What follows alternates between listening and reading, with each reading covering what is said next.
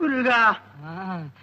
ஐயா பாத்தீங்களா பாத்தீங்களா, என் கஷ்டத்தை கேட்ட உடனே உங்களுக்கே கண் கலங்குது.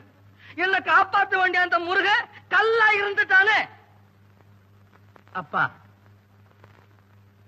ஆண்டவனுடைய சோதனை எவனுக்கு கிடைக்கின்றதோ அவன் அருகிலே இறைவன் நெருங்குகிறான். 60 ஆண்டுகளாக நான் இறைவனை உபாசிக்கின்றேன். எம்பெருமான் என்னை சோதிக்கவில்லை. சோதனை செய்த மாணவன் தான் மேல் வகுப்புக்கு போகின்றான். தட்டி ராவி இழுத்த தங்கம் அணிகலமாகின்றது. அடித்து தோய்த்த வேட்டி வெண்மையாகின்றது. வளைத்த மூங்கில் பல்லக்கிலே இருக்கிறது. உலகத்திலே சோதனை சாதனையை தரும். நீ உண்மையான பக்தன், அதனாலே ஆண்டவன் உன்னை சோதனை செய்து உன் அருகிலே நெருங்குகின்றான். சோதனை நடக்கின்ற பொழுது தைரியமாக இருக்க வேண்டும்.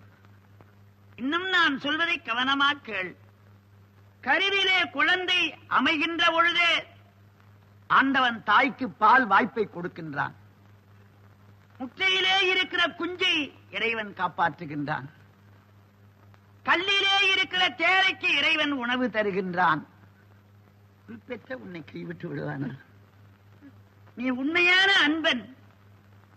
உலகத்திலே எவன் ஒருவன் முருகப்பெருமானை உள்ளன்போடு வழிபடுகின்றானோ அவனுக்கு கேட்டது கிடைக்கும், நினைத்தது தருவான். சந்தேகம் இல்லை.